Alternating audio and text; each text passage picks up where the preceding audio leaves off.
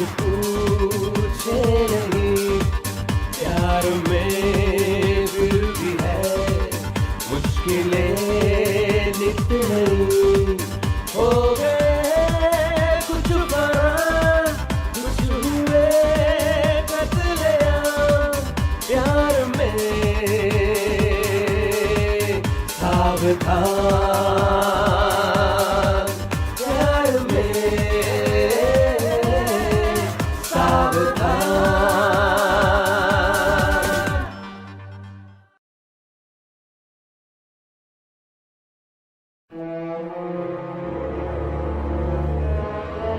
अभी चाय।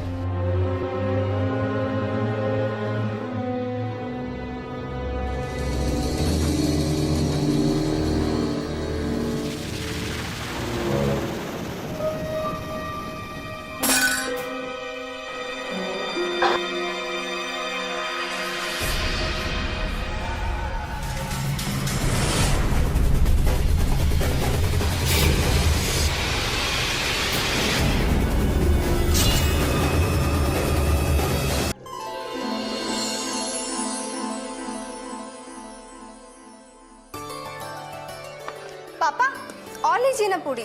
नहीं। अच्छा तो नारियल और पुदीने की चटनी बना दूं ताजी ताजी? नहीं नहीं बेटा। नहीं बहू, कितना काम करती हो। माँ, अगर मैं आप लोगों की सेवा नहीं करूंगी तो कौन करेगा? अरे बहू, सारा काम करके थक जाओगे तो बाजार में शॉपिंग के लिए कब जाओगे?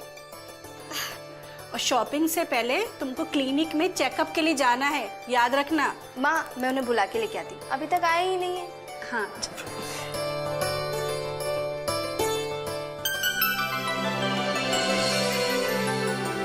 ओहो, माँ और बेटे को मेरी शॉपिंग का बहुत ख्याल है। माँ बेटा मतलब? और नहीं तो क्या, वहाँ पे कब से सास माँ मुझे शॉपिंग और क्लिनिक जाने की बात याद दिला रही है, और यहाँ तो बेटे तैयार भी हो गए। वो तो है, पर अभी मुझे स्कूल मीटिंग के लिए जाना है। टीचर्स और पेरेंट्स की अर्जेंट मीटिंग है, शॉपिंग या क्लिनिक के लिए नहीं। अरे बाबा, तुम कहो तो छोड़ दूं मीटिंग? छोड़ दो, लेकिन मीटिंग नहीं, मुझे क्लिनिक।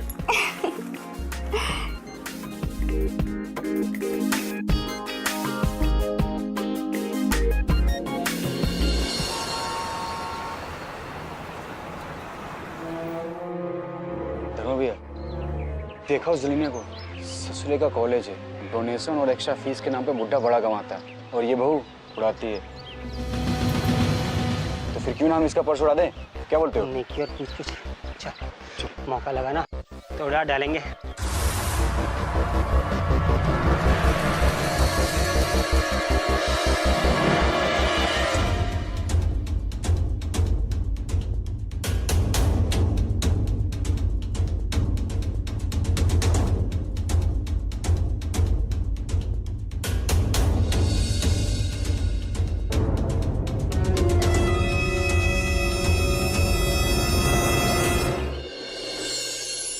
हेलो नीति बेटे। अरे चाचा जी, आप यहाँ? इधर आया था कुछ चीजें लेने के लिए।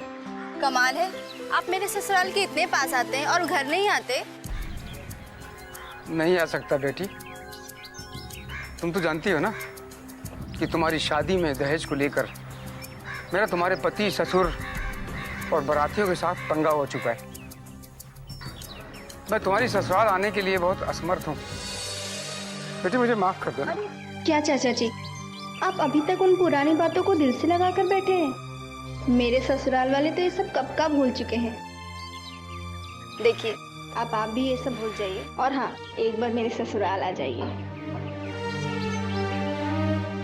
अभी तो बहुत देर हो गई, अगली बार आऊँगा तो जरूर आऊँगा तुम्हारे घर। ठीक है चाचा जी, मुझे भी थोड़ी देर हो रही है, थोड़ा एक दो लोगों से मिलने जाना है, लेकिन आइएगा जरूर। जरूर। ठीक है चाचा जी, नमस्ते। नमस्ते। अरे बेटा, बहू कहाँ है? तेरे साथ नहीं आई? मेरे साथ कैसे आएगी माँ? मैं तो क्लिनिक के पास उसको छोड़कर ऑफिस चला गया था ना, और वहाँ से वो शॉपिंग के लिए जाने वाली थी, पर दोपहर तक तो आ जाना चाहिए था। मैं भी यही सोच रहा था। मैंने सोचा शायद तुम दोनों ने सोचा होगा कि शाम को साथ चलते हैं। अरे पापा, हम ऐसा सोचते तो आपको बताते ना। और आप लोग सवेरे से बहू घर नहीं आई है, आपने एक फ़ोन भी नहीं किया उसे, और ना मुझे। अरे हम कह रहे हैं ना कि हमने वही सोचा। खैर तुम उसको फोन लगाओ, क्या पता वहीं से मायके ना चली गई हो। आप लोग भी ना। The number you are trying to call is currently switched off.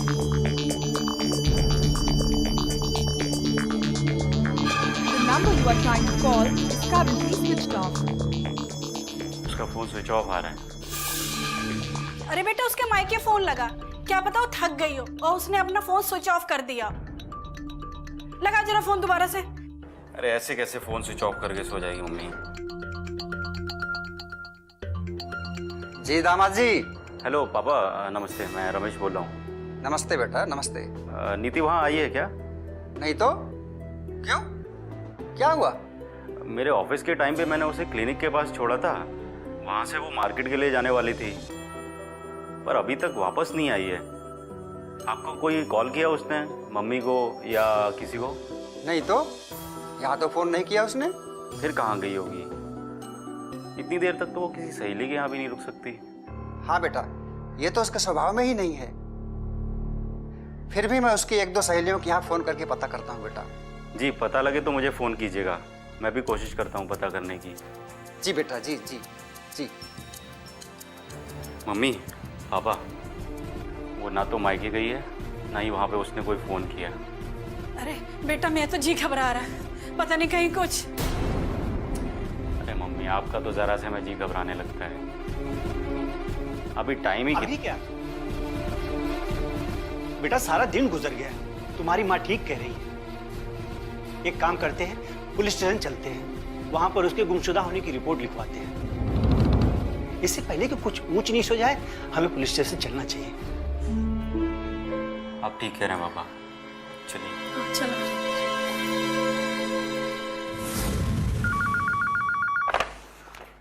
Hello, Gauriganj police station. क्या? मैं भी आता हूँ।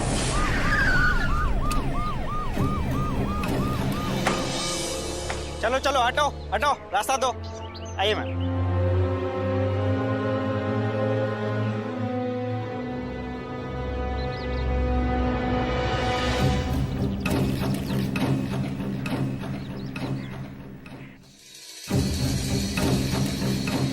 आप लोगों में से कोई पहचानता है इसे? इसको कैसे पहचानेगा मैडम, इसका तो सिर ही नहीं है। कभी कभी किसी इंसान के हाथ पैर पे कुछ ऐसे निशान या ऐसी बनावट होती है जिससे पहचाना जा सकता है।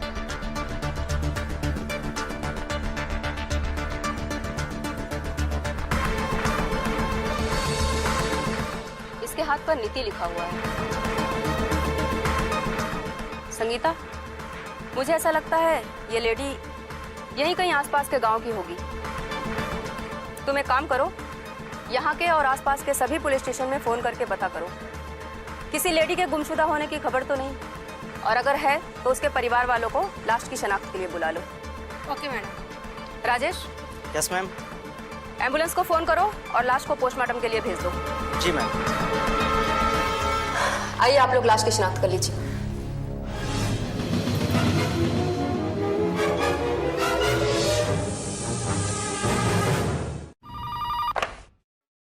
Hello, inspector Gupta here.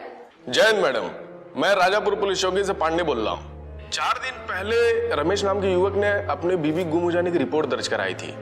उसके बाद राजापुर पुलिस चौकी ने काफी खोजबीन की थी, मगर उसका कोई पता नहीं चला। कहीं ये वही नीति तो नहीं है? मैंने उसके घर वालों को बता दिया, वो लोग पहुंच ही रहे होंगे। ओके।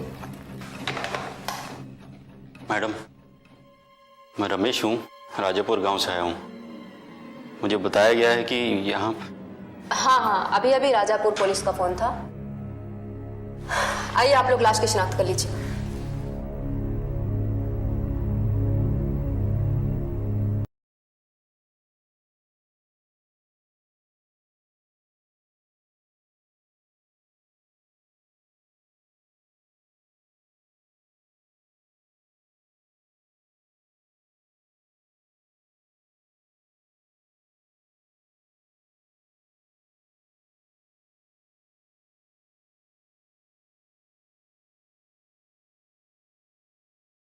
नीति, नीति, तुझे क्या हो गया?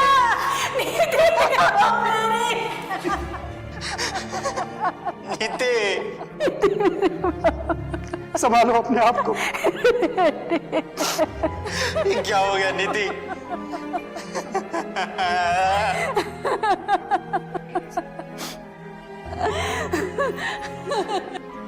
पापा, बेटा रमेश, अगर तुम ही ऐसा करोगे हमारी माँ को कौन संभालेगा?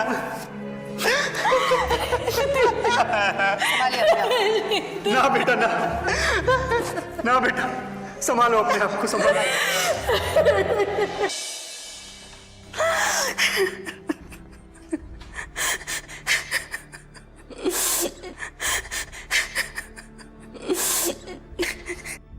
श्यामलाल जी, आप राजापुर के बहुत ही सम्मानित व्यक्ति हैं। इस दुख में हम आपके साथ हैं। ऐसे समय में बात करना उचित तो नहीं लगता है, लेकिन क्या करें, पूछताछ तो करनी पड़ेगी।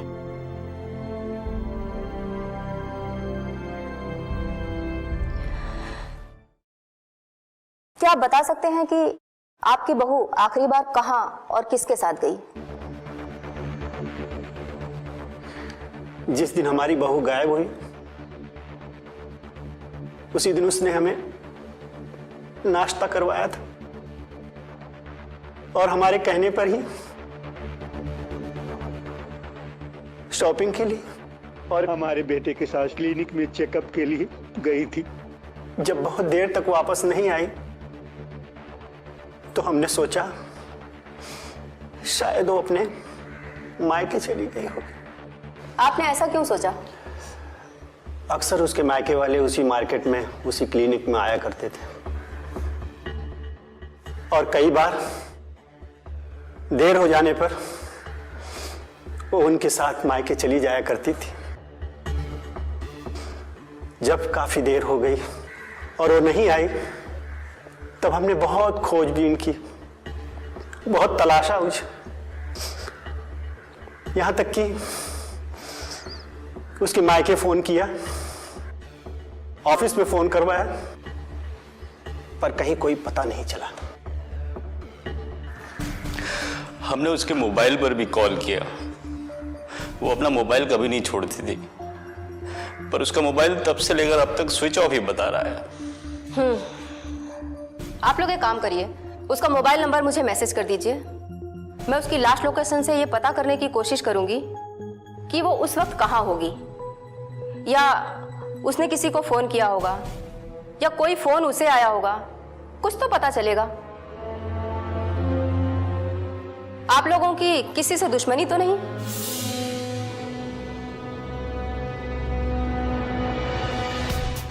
आप लोगों को किसी पर शक तो नहीं है? श्यामलाल जी, आप तो स्कूल कॉलेज चलाते हैं, अक्सर पास फेल होने वाले बच्चे आप लोगों के दुश्मन बन जाते हैं। किसी पर कोई शक? ऐसा हमें कुछ याद नहीं आ रहा। मिस्टर रमेश, आपकी बीवी का कोई दुश्मन मायके की तरफ से या कोई और, कभी उसने कोई जिक्र किया है आपसे? उसने ऐसा तो कभी कोई जिक्र नहीं किया, तो बहुत मिलनसार थी, जिससे भी एक बार मिलती थी उसका दिल जीत कर अपना दोस्त बना लेती थी। दुश्मनी का तो सवाल ही नहीं उठता। मुझे लगता है कि उसके मायके से मुझे सही इंफॉर्मेशन मिल सकती है। शायद उसके मायके वालों को कुछ ज्यादा जानकारी हो आप लोगों से।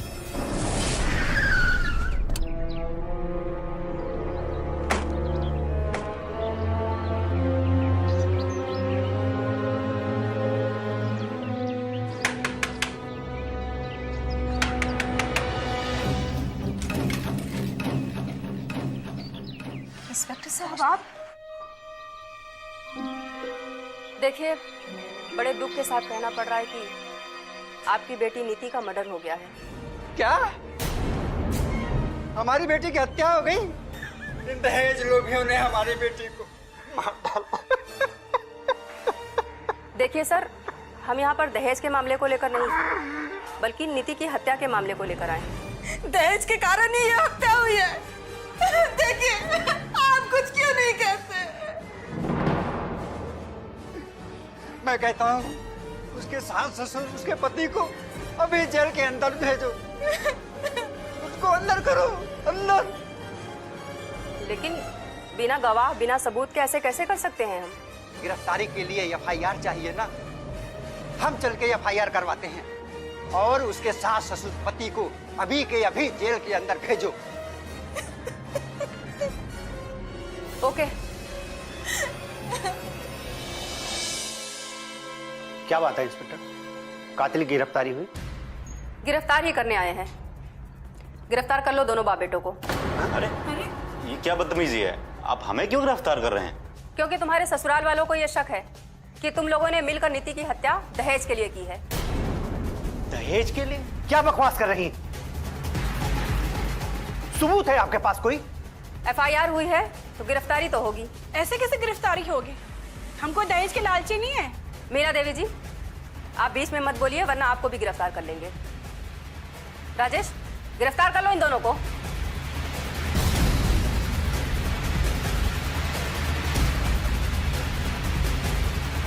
जब तक हमारी बेटी का सिर नहीं मिलता, ना हम उसकी लाश लेकर जाएंगे और ना ही हम उसका अंतिम संस्कार करेंगे। या तो हमारी बेटी का सिर लाइए या फिर उसके कातिल को। राधिका गुप्ता, राधिका गुप्ता, राधिका गुप्ता, राधिका गुप्ता। हेलो, जी सर, जी जी जी जी सर, जी सर, जी बिल्कुल बिल्कुल बिल्कुल, ठीक है सर, ठीक है, okay okay. Rajesh ji ma'am. Mister Ramesh और उनके पापा को बाहर ले आओ। राधिका गुप्ता, राधिका गुप्ता, राधिका गुप्ता। ये मनमानी, ये मनमानी, ये मनमानी। पुलिस वाले, पुलिस वाले। मिस्टर रमेश, आप अपनी माँ को अंदर ले आइए और बाकी लोगों से रिक्वेस्ट कीजिए कि वो वापस चले जाएं। आप लोगों को छोड़ दिया गया है और आप लोग भी थोड़ी देर में लाश के साथ वापस घर जा रहे हैं।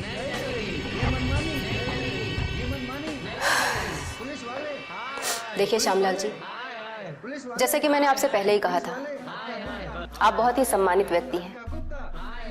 लेकिन क्या करें, कभी कभी इस वर्दी की वजह से बहुत सम्मानीय व्यक्तियों के खिलाफ भी काम करना पड़ता है। वो हम समझ सकते हैं, ड्यूटी इज ड्यूटी। जैसा कि अब तो आप लोगों को पता चल ही गया है कि वो लाश आपकी बहू की है, तो मेरे ख्याल से आप लोग लाश को ले जा सकते हैं। उसका अंतिम संस्कार भी जरूरी है। नहीं, इन दहेज के लोभियों को हम अपनी बेटी की लाश नहीं सौंपेंगे। कैसी बातें कर रही सीमा बहन? शादी को इतने साल हो गए, क्या हमने कभी आपसे दहेज मांगा था? शादी के वक्त तो मांगा था। पूरे 4 गांव से लोग बारात में आए थे और सब लोगों के सामने आप लोगों ने शर्मिंदा किया था हमें। समधन जी, कब हमने आपकी बेइज्जती करवाई थी? वो तो आपके देवर जी हमारे बारातियों की बस लेकर चले गए और कहा कि दुल्हन जब तक विदा नहीं होगी, बारात भी विदा नहीं होगी। नेता है हमारे देवर जी, इसलिए उन्होंने ऐसा किया था। वो बेवकूफ नहीं है, मेरा भाई है। तुम लोगों ने दहेज की मांग की थी, उसने इसलिए किया सब। देखिए सीमा बहन, क्या अगर हमने दहेज मांगा होता तो क्या हम आपको कांटेक्ट नहीं करते? इतने वर्षों से आपकी बेटी हमारे घर में रही है, क्या हमने कभी उसको कहा है कि जा अपने मायके से दहेज लेके आ? वो सब हम कुछ नहीं जानते। आप लोगों ने मेरी बेटी से दहेज मांगा होगा और मेरी बेटी मुझसे कुछ बोल नहीं पाई, तब आप लोगों ने सोचा कि अब तो ये दहेज लेकर आने वाली नहीं, इसलिए आप तीनों ने मिलकर मेरी बेटी को मार दिया। समधन जी, ये कैसी बातें कर रही हैं आप? ऐसी बातें करते हुए आपको शर्म नहीं आती? अरे आपकी बेटी हमारी बहू नहीं, बेटी थी, बेटी। समझ गई आप? और आपको मेरी बेटी को मारते हुए शर्म नहीं आई? नहीं आई आपको शर्म? हम अपनी बेटी की लाश आपको नहीं ले जाने देंगे। और इंस्पेक्टर साहब, मैंने आपसे कहा था ना कि इन्हें लॉकअप में बंद कीजिए। होम मिनिस्टर साहब का फोन था, उन्हें पुलिस स्टेशन के बाहर हंगामा नहीं चाहिए। उन्होंने मुझसे कहा है कि इन लोगों को छोड़ दिया जाए जब तक ठोस सबूत ना मिले। तो फिर हटाइए इन लोगों को यहाँ से, बाहर निकालिए इन लोगों को। यहीं कहीं पर मेरी बेटी की आत्मा भटक रही होगी। कितना दुख हो रहा होगा उसको इन पापियों को देखकर। अगर ये बात है तो लाश आप ले जाइए, आखिर वो आपकी बेटी है। नहीं, हम उसकी लाश लेकर नहीं जाएंगे। क्यों? जब तक हमारी बेटी का सिर नहीं मिलता, ना हम उसकी लाश लेकर जाएंगे और ना ही हम उसका अंतिम संस्कार करेंगे। या तो हमारी बेटी का सिर लाइए या फिर उसके कातिल को। और जब तक आप ऐसा नहीं करती है, हम इसी यही पुलिस स्टेशन के सामने धरने पर बैठेंगे। चलिए। सीमा देवी जी सुनिए, सीमा देवी जी। नीति,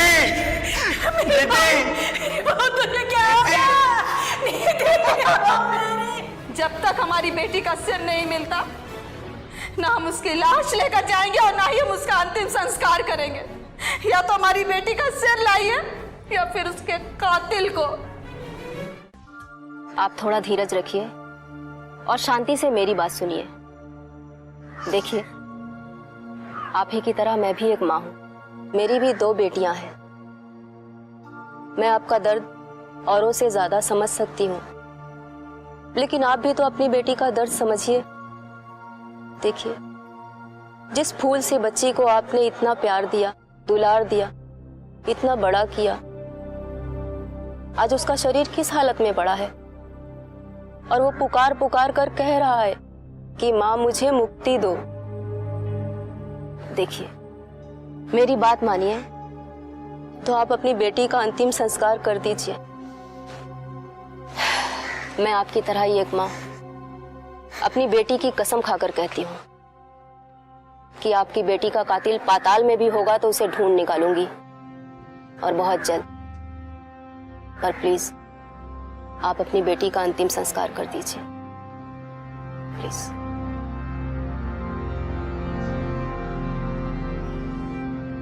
ठीक है, आप उसे दे दीजिए, मैं उसका अंतिम संस्कार कर दूंगी। चलिए। हेलो हेलो, कौन है आप? अब आपको मैं वो बात बताने जा रहा हूँ जो आपको नीति के मायके वालों ने भी नहीं बताई होगी। जिस दिन नीति शॉपिंग पर गई थी, हत्या से पहले उसके अवैधराज चाचा उसे मिले थे, और चाचा को नीति के ससुराल वालों से इस बात का गुस्सा है कि उन्होंने दहेज को लेकर उससे झगड़ा किया था।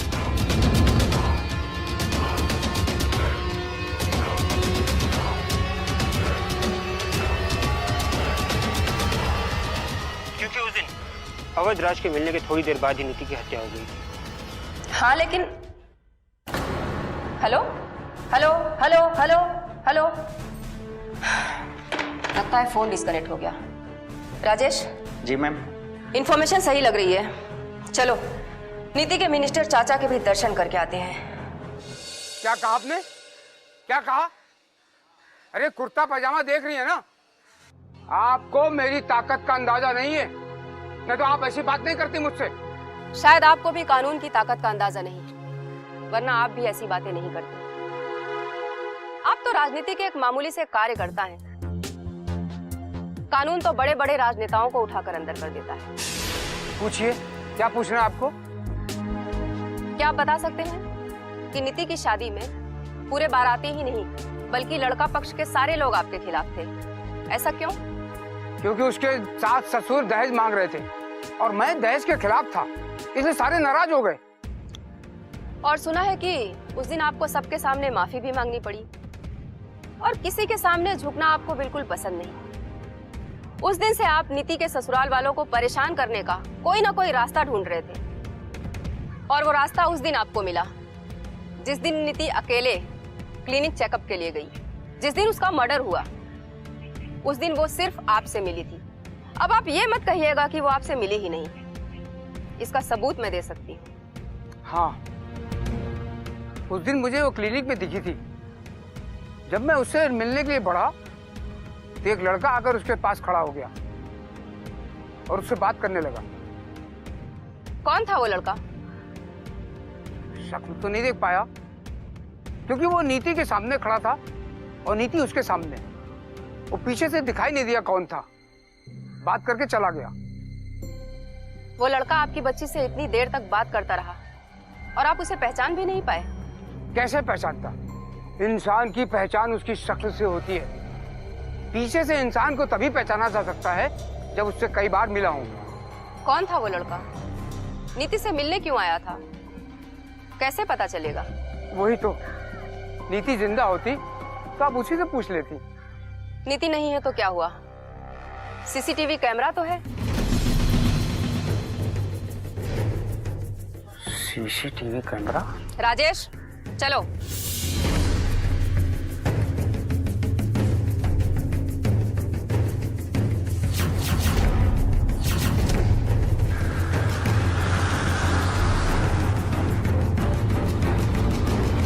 हेलो, ये देखिए मैम, इसमें 2 टपोरी नीति पर नजर रखे हुए हैं और उनका पीछा भी कर रहे हैं। ये तो रुपए गिनने का इशारा कर रहे हैं।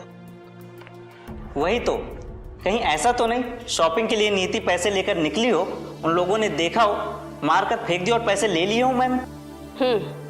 ये भी हो सकता है। कौन है ये लोग, पता लगाओ। इसी नुक्कड़ के छठे हुए टपोरी हैं। पकड़ लाओ इन्हें। बहुत उंगलियां चला रहे थे, हम भी थोड़ा हाथ पैर चला लेते हैं। Yes ma'am. मैं मार क्यों रही है? मैं मार क्यों रही है? सच बोल। मैं मार क्यों रही है? बोल बता। मार क्यों रही है मैडम? क्यों मार रही हूँ ये तो तुम हमें बताओगे। हमें क्या पता मैम? नीति के बारे में जानते हो? ये नीति कौन है यार? रुक जाओ, अभी बताती हूँ। ये देख, इसे पहचानते हो? हाँ, इसको पहचानते हैं, पर सुने हैं कि इसका तो मर्डर हो गया। और ये मर्डर तुम ही लोगों ने किया है। हमने? अरे नहीं नहीं मैडम। जिस दिन वो शॉपिंग पर जा रही थी, तुम दोनों ने उस पर नजर रखी हुई थी और उसे लूटने के इरादे से उसका कत्ल कर दिया। अरे नहीं नहीं मैडम, आपकी बात सच है कि हम लोग उसको लूटने का इरादा बनाए थे, पर जैसे ही हम लोग आगे बढ़े एक लड़का आ गया बीच में। कौन था वो लड़का? मैडम पहचानते तो नहीं है उसको, उसकी पीठ थी हमारी तरफ तो देख नहीं पाए, और जैसे ही वो निकला हम लोग जैसे ही आगे बढ़े और वो बगल के गांव का वो छुटपुटिया नेता, क्या नाम है उसका, अवधराज मैडम, वो आ गया। फिर हम लोग अपने इरादा बदल दिए और हम लोग वहां से खिसक लिए। तुम लोग सच कह रहे हो? हाँ मैडम सच कह रहे हैं। क्या उस लड़के को तुम लोग किसी भी तरीके से नहीं पहचान सकते? कैसे पहचाना मैडम? उसकी पीठ थी हमारी तरफ। और जिसको पहचानते थे वो बता ही दिया, अवधराज को पहचानते थे, कभी देखे भी नहीं है उस लड़के को, नहीं तो हम लोग तो यहाँ नुक्कड़ पे ही तो बैठे रहते हैं। ठीक है, इस वक्त तो मैं तुम दोनों को छोड़ देती हूँ, लेकिन याद रहे वो लड़का या उससे मिलता जुलता कोई भी लड़का तुम्हें दिखाई दे तो तुरंत मुझे खबर करो। जी मैडम। जी जी मैडम। निकलो यहाँ से।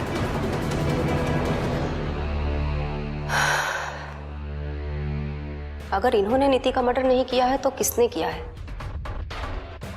अगर इन्होंने किया होता तो चाचा के लिए मुझे फोन नहीं आता। तो कौन है वो जो पुलिस को चाचा की तरफ लगाकर उसका ध्यान भटकाना चाहता है? कौन है वो? कौन हो सकता है वो? उस उम्र के कई लड़के हमारी नजर में हैं, जिसमें से नीति का पति रमेश मतलब आपका दामाद भी है। हेलो, बोलिए इंस्पेक्टर साहिबा, कैसे फोन किया आपने? सर आपकी बात बिल्कुल सच है। नीति की हत्या के दिन आपने जिस लड़के को देखा था उस लड़के को कुछ और लोगों ने भी देखा, लेकिन अफसोस आप ही की तरह उन लोगों ने भी उसे पीछे से ही देखा। लिहाजा अब तक ये पता ही नहीं चल सका है कि आखिर वो लड़का कौन था, नीति की ससुराल से था या उसके मायके से था। अरे मैडम साहिबा, आप तो बोल रही थी सीसीटीवी से पता चल जाएगा। सीसीटीवी कैमरे में उसकी कोई फुटेज ही नहीं मिली। क्यों? मुझे लगता है कि वो ये बात अच्छे से जानता था कि कहां पर खड़े रहने से वो सीसीटीवी कैमरे की रेंज से बच सकता है, और अगर वो ये बात अच्छे से जानता था तो इसका 2 ही मतलब हो सकता है, या तो वो वहां का रहने वाला होगा या फिर उसका उस इलाके में रोज का आना जाना होगा। तो कौन हो सकता है वो? उस उम्र के कई लड़के हमारी नजर में हैं, जिसमें से नीति का पति रमेश मतलब आपका दामाद भी है। कहीं वो लड़का रमेश ही तो नहीं था? अगर रमेश होता तो मैं उसे पहचाने जाता। अरे वो मेरा दामाद है। वो पीछे से क्या, अंधेरे में भी उसकी आड़ से मैं उसको पहचान जाऊंगा, समझिए आप? तो फिर कौन था वो लड़का? तो ये आप पता कीजिए। और बात सुनिए, आज के बाद फोन जब कीजिएगा जब आपको बहुत जरूरी काम हो। और मैं आपके लिए जासूसी करने नहीं बैठा हूं, समझिए आप?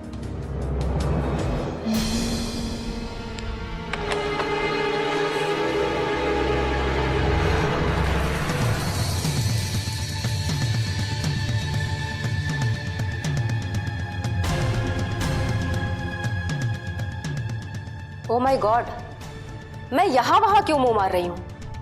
मुझे सबसे पहले उस फोन को ट्रेस करना चाहिए जो चाचा को फंसाने के लिए आया था। उससे हमें पता चल सकता है कि वो फोन किसका था। संगीता। जी मैडम। संगीता, उस फोन का पता करो जो चाचा के बारे में आया था। उस नंबर का पता करो कि वो कहाँ से आया था और किसका था।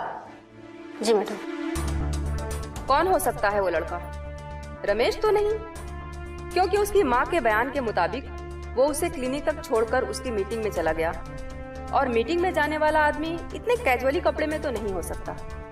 और चाचा के मुताबिक अगर वो रमेश होता तो वो उसे पहचान जाता। आखिर वो उसका दामाद है, मतलब कि कोई तो था। तो कौन था वो? मैडम जी, ये फोन तो उसी क्लिनिक से कुछ दूरी पर लगा हुआ पब्लिक बूथ से आया था। संगीता। Yes madam. उस पब्लिक टेलीफोन बूथ की लिस्ट निकलवाओ। Okay madam.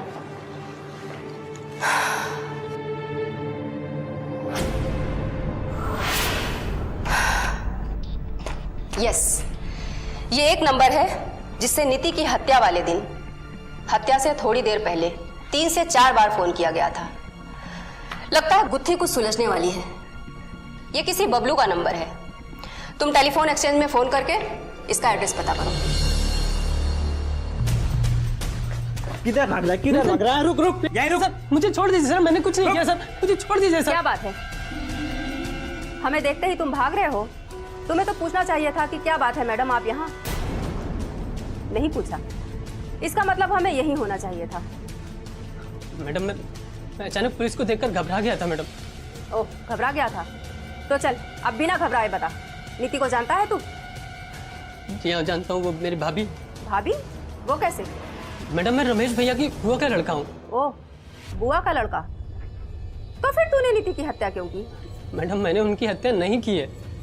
देखो बबलू, अगर तुम हमारे साथ कोऑपरेट करोगे तो हम तुम्हें सरकारी गवाह बनाकर तुम्हारी सजा कम करवा देंगे। कोऑपरेट करो हमारा। अब तुम ये बताओ कि तुम नीति से क्लिनिक में मिले थे? हाँ मैडम मैं मिला था उनसे। क्यों? उसकी हत्या करने? नहीं मैडम, मैंने उनकी हत्या नहीं की है। मैंने तो बस नीति भाभी को डराने के लिए उन्हें वहां से ले जाकर क्लिनिक से थोड़ी दूरी पर एक कोठरी में उन्हें बंद कर दिया था, बस। अभी चाहे।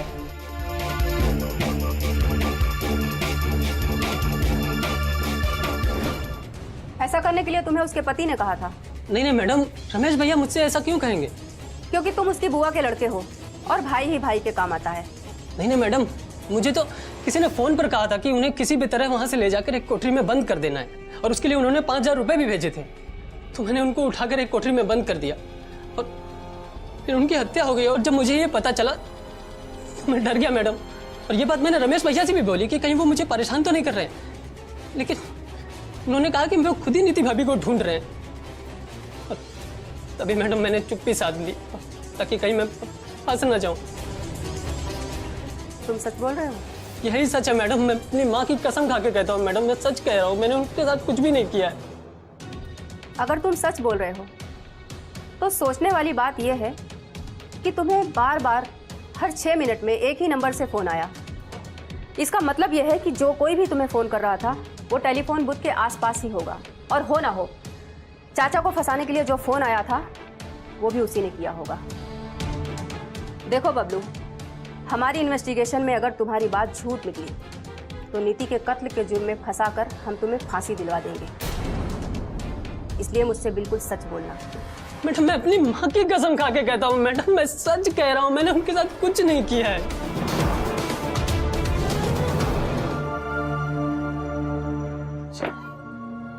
मैडम जी मैंने तो आपको फोन पे बताया था, या दिन भर में कितने ही लोग फोन करने के लिए आते हैं, कैसे याद रहेगा कि फला दिन फला टाइम किसने फोन किया था।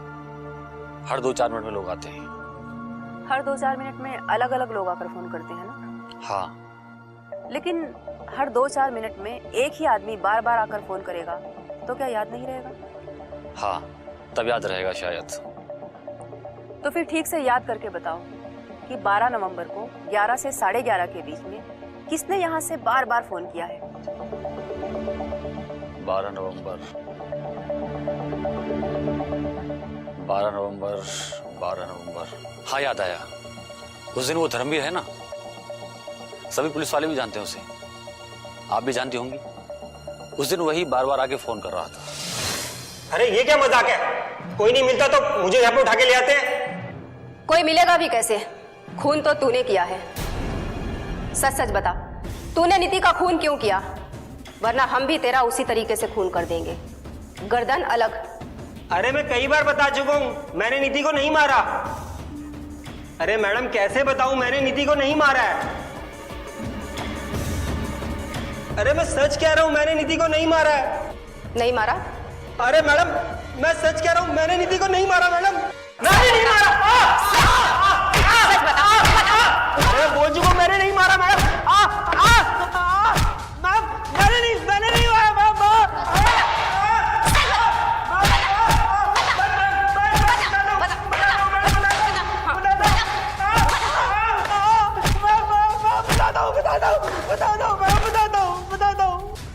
बता, नीति को तूने क्यों मारा?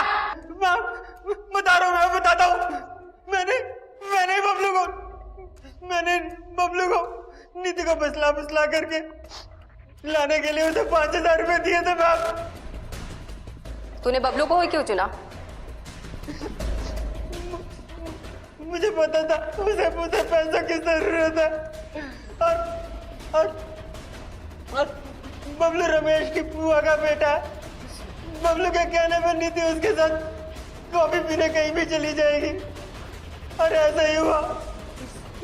बबलू के साथ नीति गई, बबलू ने उसे नशे की दवा पिला करके वहां पे बेहोश कर दिया।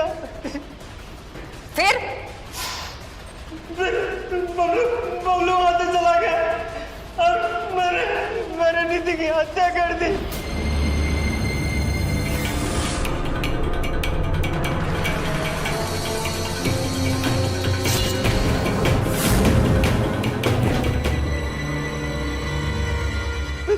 उसकी लाश पहचान में ना आए, इसलिए मैंने उसकी गर्दन काट दी। क्यों की उसकी हत्या? कोई पुरानी दुश्मनी या उसके चाचा ने कहा था? चाचा ने नहीं, उसके पति रमेश ने। क्या? हाँ, रमेश ने मुझे नीति को मारने के लिए सुपारी दी थी।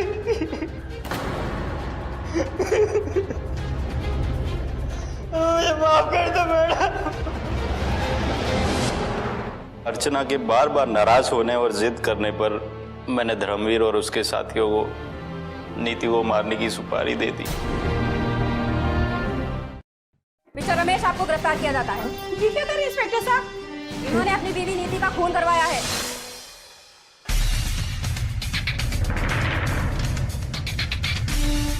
अब आप सच बताएंगे रमेश जी?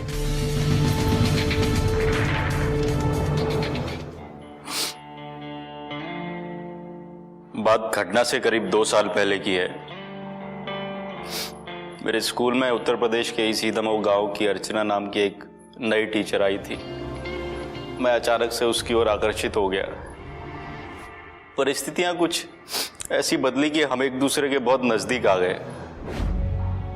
तुमने तो कहा था कि तुम अपनी बीवी को तलाक दे दोगे और मुझसे शादी करोगे, तो अब दो ना तलाक। तलाक तो मैं उसे अभी दे दूं, पर क्या करूं? उसने मेरे माँ बाप का दिल कुछ इस कदर जीत रखा है कि कुछ तो करो ना, कुछ तो करो। या फिर मुझे किसी और से शादी करनी पड़ेगी क्या? ना, ये तो मैं सपने में भी नहीं सोच सकता। तो फिर हमारे प्यार के सपनों को पूरा करो रमेश, पूरा करो, और वो भी किसी भी कीमत में। किसी भी कीमत में? तब तो बस एक ही रास्ता है।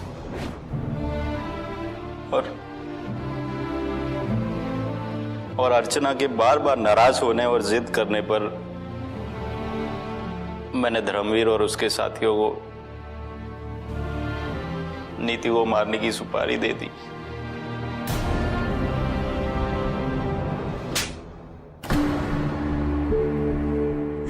तूने मेरी बेटी जैसी बहू को मार डाला। तू मेरा बेटा नहीं है,